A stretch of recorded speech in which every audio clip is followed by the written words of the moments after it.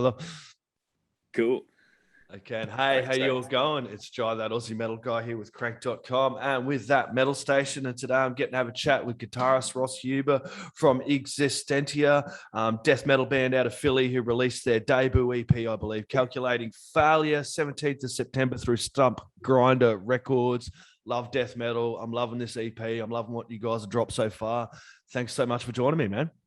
Fuck yeah, man. Oh, sorry. Can I curse? You can fucking swear as much as we like, man. We're Aussies. It's like a second language over here in Australia. That's sick. Thanks for the kind words, man. Thanks. I'm happy you dig it. First off, man, being a debut EP, I want to find out some more about the band. Can you tell me a little bit about how you guys formed and where you kind of come from? Because I know some of you guys had already been playing in other bands as well before. Totally. Yeah. So the drummer Jacob and I, we go way back, always played in metal bands. I was always more of like a Gothenburg guy growing up, a lot of like more the melodic stuff, a little more melodic death metal, kind of like that dissection era of black metal too. And Jake was always into like the real heavy shit. And we're a couple years apart. So I was like a kid hanging out with him and his brother and all the other guys. It's like, you play with me. Come on. What the hell? So we've always been jamming for the longest time. And we started Existentia during COVID. Everything was shut down. I'm sure like in Australia was too. In the States, man, and it was like there was nothing to do. No shows going on or anything. And I was like, well, I'm just sitting around playing guitar. I'm getting my chops back up. Like, let's put together something like pretty technical and like pretty suave. So him and I started working on that. We were working with the guy. Our original bassist was the bassist in a band called Siler. A little more like on like the heavier rock kind of style, but we were all friends from, decades past playing shows together. And that's how it pretty much started. And then things start opening up a little bit. Travis left the band. We got Mike. And then all of a sudden show offers start happening. And it was like, oh shit, this is like coming together now quick.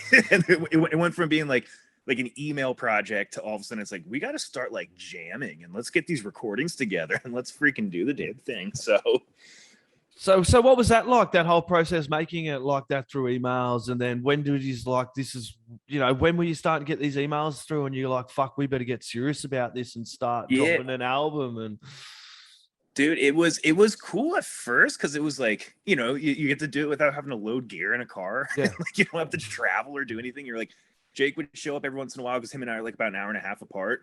And it was pretty relaxing. I mean, there was a lot of beer involved, and like, we would just like sit down and record and just like we would just like have a really good time of it. It was like, I guess, like the turning of the seasons, like in February going into March, that's when clubs in Philly started like opening up again, and they're like, hey, you guys want to play a show? And we're like, shit, we got to get our merch orders in, like everything else. So it was cool, right? Like, so you don't take it serious at the beginning, and then when you start to see it kind of come together and like you see the formula actually starting to work, that was a pretty cool experience. Yeah, it's got a fucking ripping sound, man. Who are some of the bands that have kind of influenced and inspired you death metal wise, man? Thanks, dude. So Jake is definitely more of the drummer. He has his finger on the pulse of all the really extreme stuff, right? Like Arcspire and like Cattle Decap and like, all those like a little more like more extreme kind of shit. And I'm so old school, like Pestilence and Obituary, and so I'm just like, yo, just give me like 4 chords and some cool beats. So like, I guess it just kind of came together, just like kind of fusing that little idea on my end, where I'm like, all right, well, Jake's my best friend. I know he likes really extreme shit, and I like a little bit more brutal stuff. And at the time, Travis, who the bassist, who on the recording, he's like really into like the real brutal, like nasty swamp thing death metal. So I'm like, I can kind of try to figure this out, I think. Like, yeah, and Jacob's on vocals, isn't he? Yeah, yep. So he's doing drums and vocals, man. That's insane, because some of those drum patterns are just fucking brutal, dude. And then to be singing over the top, man, he must be a machine. Yeah, I always tell him, I'm like, dude, you're like the orc in Lord of the Rings carrying the torch to the wall of hell. Everyone's trying to stop you, and you're just like, roar.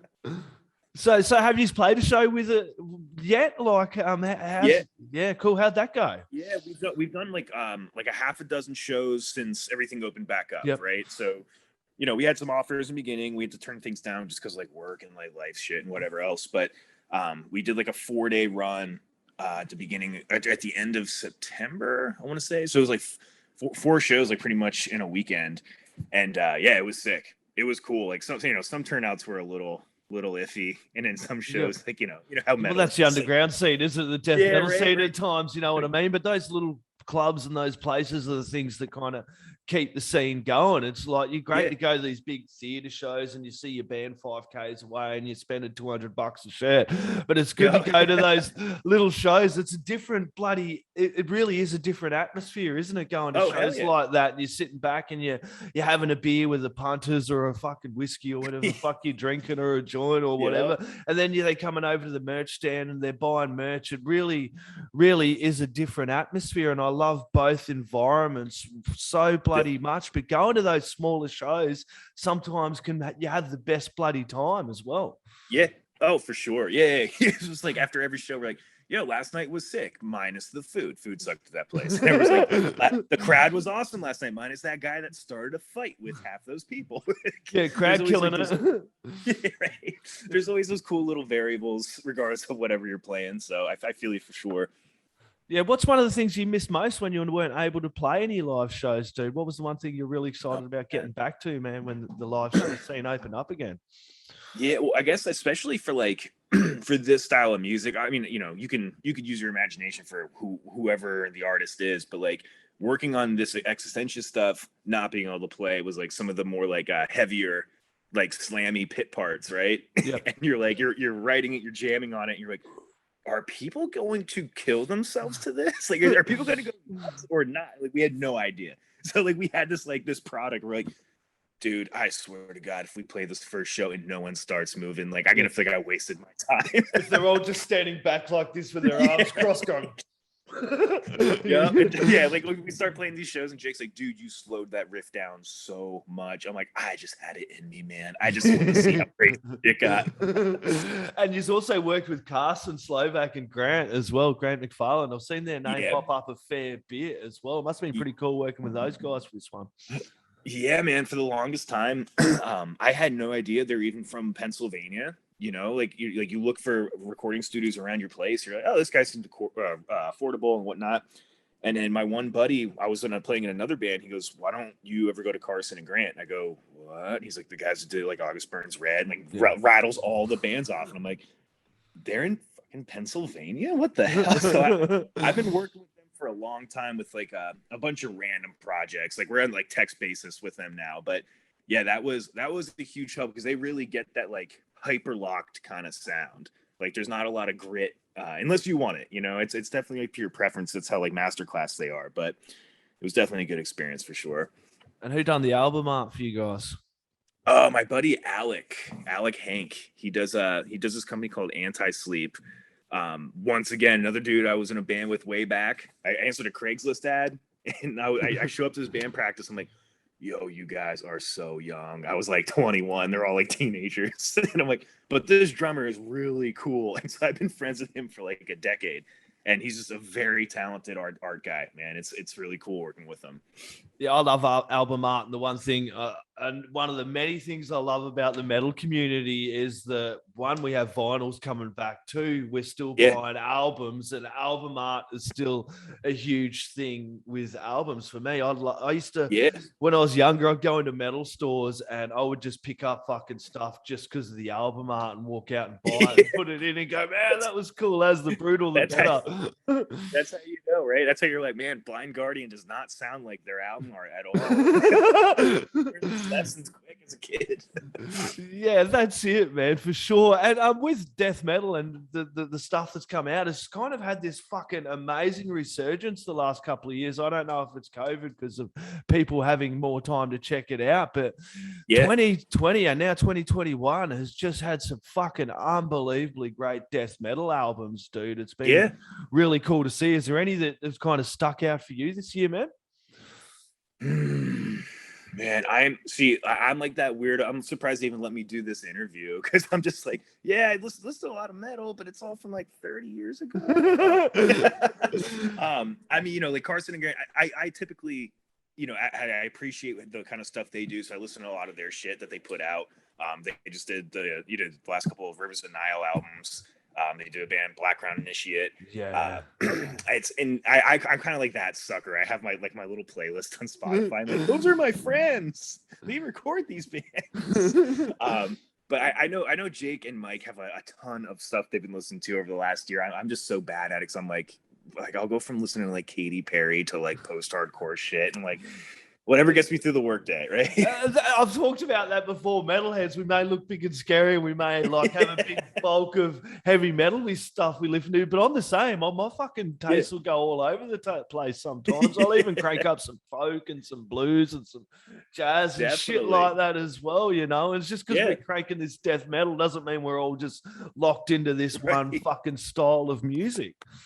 Oh, 100%. And that's why I always try to like kind of keep that in the back of my head. Like when we're doing Existentia stuff or working on new recordings where I'm like our song Planned Obsolescence, like this guy came up to me at one of our shows, was like, yo, how did you like write a song with structure? I'm like, I mean, I listen to a lot of Paramore.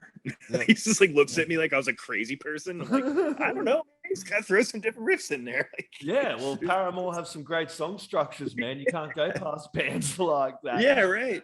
But like you have to like, I feel like I have to watch my tongue sometimes. Like, yo, these people are gonna fucking hate me if I tell them I listen to Metric. Like, nah, metalheads, real metalheads will understand, man. I don't get into that full pretentious fucking shit, man. I think that kind of draws apart from the metal scene as well. I can't handle. It kind of gets my goat a bit when people complain about someone, you know, for example, going, oh, well, they started listening to Black Veil Brides, and he gives a fuck as long as they're listening to metal. I could not give a rat's ass what any other person is listening. If they're cranking some heavy metal and that's their gateway band, who really gives a shit? Yeah, I'm telling you, dude, because at the end of the day, like, who do you want to be talking to at a concert? You want to talk to the guy who's really nice and just understanding, or the guy's like, get away from me with that Ride the Lightning shirt, you fucking poser. I don't hang out with people like that at all. Yeah, there's no room for metal elitism, I believe, in this scene, that's for sure. Have you got a track, man, that you're really fucking digging, loving playing live off of the EP? Artifice Hallucination is probably the one that we like playing live the most. Just I'm such a sucker for those chugs.